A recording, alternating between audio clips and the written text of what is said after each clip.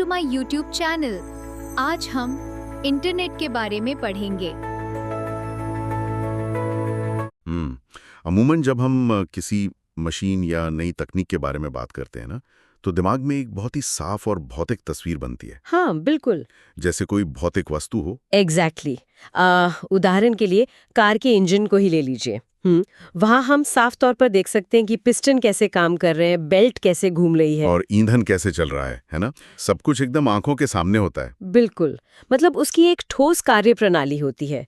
लेकिन जब बात इंटरनेट की आती है तो ये सारी भौतिक समझ अचानक से गायब हो जाती है। हाँ, ये तो है। लोगों को लगता है कि ये कोई हवा में तैरता हुआ जादुई बादल है। एकदम सही कहा। बस एक कांच की स्क्रीन को छुआ और दुनिया की दूसरे कोने से जानकारी तुरंत सामने आ गई। ये सच में किसी जादू जैसा लगता है। लेकिन असल में ऐसा है नहीं। बिल्कुल नहीं। और इसीलिए द डीप डाइव के इस नए और गहराई से किए गए विश्लेषण में हम इसी जादू के पीछे के विज्ञान को समझने वाले हैं। श्रोताओं का बहुत बहुत स्वागत है। हाँ, और आज का हमारा शायद बहुत ही दिलचस्प है। आज के हमारे सभी स्रोत पूरी तरह से इंटरनेट पर आधारित हैं। और आज हमारा मिशन किसी एक कहानी पर अटकना नहीं है, बल्कि स्रोत में दिए गए सभी विषयों का व्यवस्थित और लाइन बाय लाइन विश्लेषण करना है। यानी हम इंटरनेट के जन्म से लेकर इसके काम करने के तरीके और अंत में इंट्रानेट तक के पूरे सफर को डीकोड करेंगे। हाँ, तो इस जादुई बादल वाली बात पर वापस आते हैं। सच कहूं तो इंटरनेट कोई रहस्यमयी क्लाउड नहीं है। ये केबल्स, राउटर्स, सर्वर और बहुत ही सख्त नियमों का एक बेहद ठोस ढांचा है। मतलब ये जादुई नहीं, पूरी तरह से इंजीनियरिंग है। और ये कैसे काम करता है, ये समझना आज के डिजिटल युग में श्रोताओं के लिए सबसे बड़ी सुपर पावर है। तो चलिए बिल्कुल बुनियादी बातों से इस डीप डाइव की शुरुआत करते हैं। बिल्कुल। सबसे पहला सवाल यही है कि इंटरनेट आखिर है क्या? हमारे स्रोत इसे अरबों कंप्यूटरों और उपकरणों के एक वैश्विक नेटवर्क के रूप में परिभाषित करते हैं। इसे नेटवर्कों का नेटवर्क भी कहा जाता है। हाँ, क्योंकि ये कोई एक अकेला बड़ा कंप्यूटर नहीं है। ये दुनिया भर के अनगिनत छोटे बड़े नेटवर्कों का एक समूह है। अच्छा, और इसकी शुरुआत कहाँ से हुई? अगर इतिहास देखें तो कहानी 1960 के दशक के अंत में शुरू होती है। उस समय आरपानेट यानी advanced research projects agency network की नींव रखी गई थी। हाँ, और सबसे दिलचस्प बात मुझे ये लगी कि इस प्रोजेक्ट को अमेरिकी रक्षा विभाग ने फंड किया था। बिल्कुल। मतलब शीत युद्ध का वो दौर था, तो रक्षा विभाग की इसमें दिलचस्पी होना काफी तर्कसंगत लगता है। शायद उन्हें ऐसे संचार नेटवर्क की तलाश थी जो किसी एक मुख्य कंप्यूटर पर निर्भर न हो। एग्जैक्टली, यही इसका मूल उद्देश्य था। रक्षा विभाग और वैज्ञानिकों के बीच डेटा साझा करने के लिए एक ऐसा नेटवर्क चाहिए था जिसमें अगर कोई एक हिस्सा नष्ट भी हो जाए तो बाकी का नेटवर्क चलता रहे। हाँ, काम ना रुके। आरपानेट ने इसी विकेंद्रीकृत या डिसेंट्रलाइज्ड मॉडल को जन्म दिया। वाओ!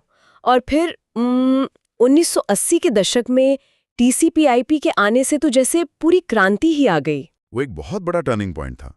टीसीपी/आईपी के बिना आज के इंटरनेट की कल्पना भी नहीं की जा सकती। स्रोत बताते हैं कि इसने डेटा ट्रांसफर को मानकीकृत यानी स्टैंडर्डाइज कर दिया था। हाँ, क्योंकि 1980s के दशक से पहले अलग अलग कंप्यूटर और नेटवर्क आपस में बात नहीं कर पाते थे। उनकी अपनी अलग भाषाएं और नियम होते थे। तो टीसीपी/आईपी ने एक यूनिवर्सल भाषा का काम किया। एकदम सही। इसने तय किया कि डिवाइस कोई भी हो, डेटा भेजने का नियम एक ही होगा। और इसी भाषा के बनने के बाद 1989 में टिम बर्नर्स-ली ने वर्ल्ड वाइड वेब यानी WWW का आविष्कार किया। हाँ, और यहीं पे लोग सबसे ज्यादा कंफ्यूज होते हैं। बिल्कुल, लोग इंटरनेट और वर्ल्ड वाइड वेब को एक ही चीज मान लेते हैं। तो इसके लिए एक एनालॉजी बनाते हैं। अगर इंटरनेट सड़कों, हाईवे और पुलों का एक बहुत बड़ा बुनियादी ढांचा है, तो वर्ल्ड वाइड वेब उन सड़कों पर चलने वाले ट्रक, दुकानें और कैफे हैं। अरे वाह, ये काफी सटीक है। मतलब इंटरनेट वो भौतिक नेटवर्क है, वो हाईवे है जिस पर डेटा यात्रा करता है, जबकि WWW उस हाईवे पर मौजूद कई सेवाओं में से सिर्फ एक सर्विस है। जिसमें हाइपरलिंक्स और URL से जुड़े HTML पेज होते हैं। हाँ, जिन तक हम वेब ब्राउजर के जरिए पहुंचते हैं। ये फर्क समझना बहुत जरूरी है। मतलब जब कोई ऑनलाइन मल्टीप्लेयर गेम खेल रहा होता है तो इंटरनेट के हाईवे का इस्तेमाल तो हो रहा है, लेकिन जरूरी नहीं कि वेब के ट्रकों या दुकानों का इस्तेमाल हो रहा हो। एग्जैक्टली। अब हाईवे और ट्रकों की बात हो ही गई है तो ये समझना भी जरूरी है कि इस हाईवे पर हमारा डेटा असल में सफर कैसे करता है। स्रोत में इसके लिए क्लाइंट सर्वर मॉडल का विस्तार से जिक्र है। हाँ, तो ये काम कैसे करता है? इसे ऐसे समझिए, जो वेब ब्राउज़र हम इस्तेमाल कर रहे हैं वो क्लाइंट है। जब उसमें कोई यूआरएल दर्ज किया जाता है तो क्लाइंट एक वेब सर्वर को रिक्वेस्ट भेजता है। और ये सर्वर कहीं दूर रखा एक शक्तिशाली कंप्यूटर होता है। बिल्कुल, सर्वर उस रिक्वेस्ट को लेता है, सही फाइल ढूंढता है और इंटरनेट के जरिए वापस क्लाइंट को भेज देता है। और फिर स्क्रीन पर एक सुंदर सा वेब पेज दिखाई देता है। लेकिन यहाँ एक तकनीकी पेंच है। हाँ, डेटा एक ही बार में नहीं आता। वही, सर्वर पूरी फाइल एक ही बड़े ब्लॉक में नहीं भेजता। यहीं पर टीसीपी और आईपी की भूमिका आती है। टीसीपी असल में एक बहुत ही सावधान पजल मेकर की तरह काम करता है। मतलब वो डेटा की पूरी तस्वीर के 1000 छोटे-छोटे टुकड़े कर देता है। हाँ, ताकि उन्हें नेटवर्क के तारों से आसानी से गुजारा जा सके। और आईपी यानी इंटरनेट प्रोटोकॉल, वो उस पजल मेकर के बाद काम करने वाले एक तेज डाकिये की तरह है। आईपी उन सारे टुकड़ों पर या पैकेट्स पर मंजिल का पता लिख देता है। अच्छा, और टीसीपी ये भी ध्यान रखता है कि सारे पैकेट्स सही सलामत पहुंचे। बिल्कुल, बिना किसी एरर के। अगर कोई टुकड़ा खो जाता है तो टीसीपी सर्वर से उसे दोबारा भेजने को कहता है। और मंजिल पर पहुंचकर वो टुकड़े वापस जुड़ जाते हैं। ये पूरी प्रक्रिया पलक झपकती ही हो जाती है, जो कि हैरान करने वाला है। सच में ये बहुत तेज होता है। लेकिन उस डाकिये यानी आईपी को पता कैसे चलता है कि असली पता क्या है? मतलब कंप्यूटर तो google.com जैसे नाम नहीं समझते ना? नहीं, वो तो बस नंबर समझते हैं। यहीं पर डीएनएस यानी डोमेन नेम सिस्टम काम आता है, जिसे स्रोत में इंटरनेट की फोन बुक कहा गया है। हाँ, डीएनएस के बिना इंटरनेट चलाना इंसानों के लिए लगभग नामुमकिन हो जाता है। हमें नाम याद रहते हैं, लेकिन मशीनों को आईपी एड्रेस चाहिए, जैसे 142.250 और ऐसे ही कुछ लंबे नंबर। एग्जैक्टली। तो डीएनएस बैकग्राउंड में अनुवादक का काम करता है। नाम टाइप करते ही वो उसे मशीन के पढ़ने लायक आईपी एड्रेस में बदल देता है, ताकि डाकिया सही सर्वर तक पहुंच सके। हाँ। और इन वेबसाइट के पतों, जिन्हें यूआरएल्स कहा जाता है, की भी अपनी एक स्पष्ट संरचना होती है। हाँ, स्रोत में इसे अच्छे से समझाया गया है। सबसे पहले प्रोटोकॉल आता है, जैसे HTTP या HTTPS, फिर डोमेन का नाम और अंत में फाइल का पाथ। और डोमेन के प्रकारों पर ध्यान देना भी बहुत रोचक है। बिल्कुल, जैसे .com का मतलब कमर्शियल है और .org गैर लाभकारी संगठनों के लिए होता है। हाँ, ये सिर्फ नाम के आगे लगने वाले अक्षर नहीं है। सही कहा। स्रोत में .art और .firm जैसे डोमेन का भी जिक्र है, और देश के हिसाब से .in या .us भी होते हैं। ये असीमित इंटरनेट को व्यवस्थित रखने का एक बहुत बढ़िया तरीका है। तो डेटा के सफर को समझने के बाद हम उन उपकरणों या टूल्स की ओर चलते हैं जिनसे हम ये डेटा ढूंढते हैं। आज के दौर में तो क्रोम, सफारी जैसे ब्राउजर और गूगल, बिंग जैसे सर्च इंजनों का ही दबदबा है। हाँ, और ये सर्च इंजन स्पाइडर्स या वेब क्रॉलर्स का इस्तेमाल करते हैं, जो लगातार इंटरनेट के हाईवे पर घूमते रहते हैं और पेजों को अपने डिजिटल इंडेक्स में स्टोर कर लेते हैं। फिर एल्गोरिदम तय करते हैं कि कौन सा पेज सबसे ऊपर आएगा। लेकिन स्रोत में कुछ पुराने उपकरणों का भी जिक्र है। मैं सोच रही थी कि आज हम स्पाइडर्स के इतने आदी हो गए हैं कि ये कल्पना करना भी मुश्किल है कि www से पहले फाइलें कैसे ढूंढी जाती होंगी। सर्च इंजन से पहले की दुनिया सच में बहुत अलग और चुनौतीपूर्ण थी। स्रोत में आर्ची का जिक्र है। हाँ, आर्ची शुरुआती सर्च टूल्स में से एक था। उस समय कोई हाइपरलिंक्स नहीं होते थे जिन पर हम क्लिक कर सकें। मतलब फाइल डाउनलोड करने के लिए उसका सटीक नाम पता होना जरूरी था। बिल्कुल। आर्ची ने इन फाइलों की सूचियां बनानी शुरू की। और एक गोफर भी था। स्रोत बताता है कि एक मेन्यू आधारित सिस्टम था। हाँ, गोफर वेब ब्राउजर के विजुअल इंटरफेस से पहले आया था। इसमें कोई ग्राफिक्स नहीं थे। अच्छा, तो ये दिखता कैसा था? पूरी तरह टेक्स्ट आधारित। स्क्रीन पर नंबरों की एक सूची दिखती थी और कीबोर्ड से नंबर दबाकर आप फोल्डर में जाते थे। ये तो बहुत ही उबाऊ और धीमा लगता है। और यूजरनेट न्यूज का भी तो जिक्र है। हाँ, यूजनेट काफी दिलचस्प था।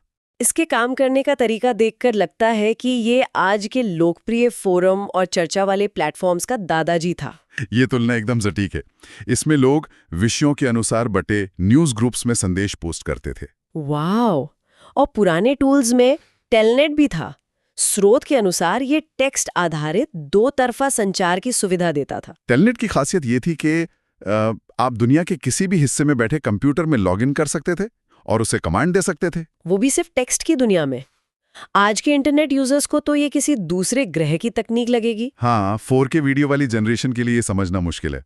खैर, चाहे पुरानी टेक्स्ट वाली दुनिया हो या आज की तेज रफ्तार दुनिया, एक नेटवर्क कनेक्शन की जरूरत तो हमेशा रही है। बिल्कुल, और कनेक्शन के तरीकों का विकास भी अपने आप में एक पूरी यात्रा है। डायल अप कनेक्शन, जो भी उस दौर से गुजरा है वो मॉडेम की उस अजीब सी आवाज को कभी नहीं भूल सकता। हाँ, वो घुर घुर वाली आवाज। और सबसे बड़ी दिक्कत ये थी कि फोन लाइन पूरी तरह व्यस्त हो जाती थी। हाँ, इंटरनेट चलाते समय कोई फोन ही नहीं आ सकता था। इसी समस्या को दूर करने के लिए बाद में ISDN आया, इंटीग्रेटेड सर्विसेज डिजिटल नेटवर्क। बिल्कुल। इसने डिजिटल ट्रांसमिशन का इस्तेमाल किया, स्पीड भी बढ़ी और एक साथ कॉल और इंटरनेट दोनों संभव हो गए। और कंपनियों के लिए लीज्ड लाइंस थीं, महंगी लेकिन बहुत भरोसेमंद। और फिर वो दौर आया जिसने सब कुछ बदल दिया, ब्रॉडबैंड। हाँ, ब्रॉडबैंड ने पूरी तस्वीर ही बदल दी। अरे हाँ, ब्रॉडबैंड पर बात करते हुए स्रोत में एक बहुत ही मजेदार बात थी। किसी ने ऑटो करेक्ट या टाइपिंग की गलती से ब्रॉडबैंड को बोट पैंट लिख दिया था। हाँ, ये तकनीकी शब्दों के साथ होने वाले एक बहुत ही मनोरंजक वाकया है। मतलब बोट पैंट से इंटरनेट चलेगा।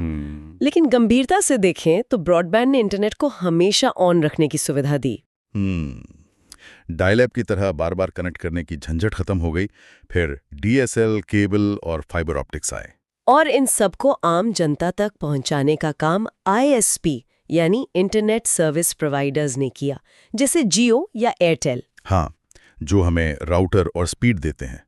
लेकिन इस स्पीड ने सिर्फ वेबसाइट लोड होने का समय कम नहीं किया है।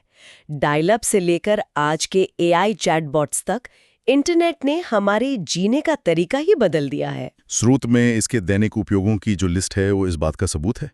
ऑनलाइन शॉपिंग, वीडियो कॉन्फ्रेंसिंग, सब कुछ। हाँ, जूम और टीम्स ने तो दफ्तरों को ही घर में ला दिया है और VoIP ने अंतर्राष्ट्रीय फोन कॉल्स को लगभग मुफ्त कर दिया है। सोशल मीडिया और कस्टमर सपोर्ट भी पूरी तरह बदल चुके हैं। अब AI चैटबॉट्स 24 घंटे मदद के लिए मौजूद हैं। और ईमेल का जिक्र तो सबसे जरूरी है। ये पुराने जमाने के डाक सिस्टम का सुपर फास्ट संस्करण है। बिल्कुल, तेज, सस्ता और इसमें बड़ी फाइलें भी अटैच हो जाती हैं। स्रोत में ईमेल के पते की संरचना भी बताई गई है। पहले यूजर का नाम, फिर @प्रतीक और अंत में सर्वर का नाम, जैसे gmail.com। यही छोटी सी संरचना हर दिन अरबों संदेशों को सही जगह पहुंचाती है। तो अब तक हमने इस विशाल सार्वजनिक नेटवर्क की बात की, लेकिन स्रोत के अंत में एक बहुत ही अलग अवधारणा है, इंट्रानेट। हाँ, ये इंटरनेट से थोड़ा अलग है। मतलब अगर कोई बड़ी संस्था यही तकनीक इस्तेमाल करना चाहे लेकिन अपना डेटा दुनिया के साथ शेयर न करना चाहे तो क्या होगा? बस यहीं से इंटरनेट का जन्म होता है। ये एक पूरी तरह से निजी नेटवर्क है। लेकिन तकनीक तो वही इंटरनेट वाली ही लगती है इसमें। हाँ, तकनीक वही है, TCP/IP, वेब ब्राउजर, HTML। लेकिन इंट्रानेट सिर्फ एक संगठन के कर्मचारियों के बीच सुरक्षित जानकारी साझा करने के लिए होता है। तो इंटरनेट और इंट्रानेट के बीच सबसे बड़ा अंतर पहुंच और सुरक्षा का है। एग्जैक्टली। इंटरनेट सार्वजनिक है तो सुरक्षा थोड़ी कम होती है। इंट्रानेट निजी है और एक फायरवॉल के पीछे काम करता है, जो ये तय करता है कि अंदर कौन सा डेटा आएगा और कौन सा नहीं। बिल्कुल। और सीमित सर्वर होने के कारण इसकी स्पीड भी बहुत तेज होती है। सुरक्षित संचार और तेज स्पीड, ये तो इसके बड़े फायदे हैं। लेकिन हर चीज के कुछ नुकसान भी होते हैं। स्रोत में इसके नुकसान भी बताए गए हैं। सबसे बड़ी दिक्कत है लागत। शुरुआती सेटअप बहुत महंगा होता होगा। हाँ, सर्वर और हार्डवेयर काफी महंगे आते हैं। ऊपर से लगातार तकनीकी रखरखाव भी चाहिए। और हाँ, बाहरी हैकर से तो फायरवॉल बचा लेगा, लेकिन अंदर के कर्मचारियों से डेटा लीक का खतरा तो हमेशा बना रहता है। एकदम सही। इंटरनेट की इस सुरक्षा को देखकर मेरे मन में एक विचार आ रहा है। आज डेटा प्राइवेसी को लेकर बहुत बहस होती है। तो क्या भविष्य में आम लोगों के समूह भी अपना खुद का छोटा इंटरनेट बनाना शुरू कर देंगे? तकनीकी रूप से ये बिल्कुल संभव है, लेकिन इंटरनेट की असली ताकत उसके सार्वजनिक होने में है। मतलब वो दुनिया भर की जानकारी को एक जगह लाता है। हाँ, ऐसे छोटे छोटे इंटरनेट्स बन गए तो सुरक्षा तो मिल जाएगी, लेकिन वो जो सूचनाओं का खुला प्रवाह है वो कहीं ना कहीं रुक जाएगा। ये प्राइवेसी और कनेक्टिविटी के बीच की एक बहुत बड़ी बहस है। खैर, स्रोत के बिल्कुल अंत में कुछ महत्वपूर्ण फुल फॉर्म्स दिए गए हैं। एक क्विक रीकैप कर लेते हैं श्रोताओं के लिए। हाँ, बिल्कुल। पहला है HTML यानी हाइपरटेक्स्ट मार्कअप लैंग्वेज, जो वेब पेजों की रूपरेखा तैयार करती है। और ISDN integrated services digital network. और TCP/IP जिसकी हमने इतनी चर्चा की, ट्रांसमिशन कंट्रोल प्रोटोकॉल और इंटरनेट प्रोटोकॉल। और अंत में वो ऐतिहासिक network ARPANET, advanced research projects agency network. इन शब्दों में ही पूरे इंटरनेट का विज्ञान छिपा है। तो अगर आज के इस विश्लेषण का सार निकालें तो ये साफ है कि इंटरनेट रातों रात खड़ा किया गया कोई चमत्कार नहीं है। बिल्कुल नहीं। ये 1960 के दशक के एक छोटे से रक्षा प्रोजेक्ट से शुरू होकर आज के AI सुसज्जित नेटवर्क में बदल गया है। आर्ची और गोफर से लेकर आज के ब्रॉडबैंड तक का सफर। ये किसी जादू नहीं बल्कि केबल्स और ठोस इंजीनियरिंग के विकास का नतीजा है। सही कहा। अब इससे पहले कि द डीप डाइव के इस विश्लेषण को समाप्त किया जाए, स्रोत से एक कदम आगे बढ़कर एक सोचने लायक विषय पर नजर डालना जरूरी है। कौन सा विषय? आज इंटरनेट की नींव TCP/IP और सर्वर मॉडल पर चर्चा हुई, लेकिन आज दुनिया में अरबों डिवाइस इंटरनेट से जुड़े हैं। स्मार्टफोन तक तो ठीक था, लेकिन अब घरों के फ्रिज से लेकर घड़ियां और कारें भी जुड़ रही हैं, जिसे हम इंटरनेट ऑफ थिंग्स IoT कहते हैं। बिल्कुल। तो सवाल ये है कि जब हर चीज इंटरनेट से जुड़ने की मांग करेगी, तो क्या 1980s के दशक में बना ये TCP/IP और DNS वाला पुराना ढांचा इतना भारी दबाव झेल पाएगा? ये वाकई सोचने वाली बात है। जो ढांचा कुछ हजार कंप्यूटरों के लिए बना था, वो आज खरबों उपकरणों का भार उठा रहा है। तो क्या ये संभव है कि हम एक पूरी तरह से नए और विकेंद्रीकृत यानी डिसेंट्रलाइज्ड इंटरनेट के उदय के मुहाने पर खड़े हों? एक ऐसा भविष्य जहां शायद विशाल सर्वरों की जरूरत ही न पड़े और हर छोटा उपकरण खुद एक मिनी सर्वर बन जाए। श्रोताओं, इस पर विचार जरूर करें। ये भविष्य की तकनीक का एक बहुत ही रोमांचक पहलू है। बिल्कुल। तो श्रोताओं, इंटरनेट के विकास और इसकी शानदार कार्यप्रणाली को समझने के बाद द डीप डाइव के इस गहराई से किए गए विश्लेषण को यहीं विराम देते हैं। ज्ञान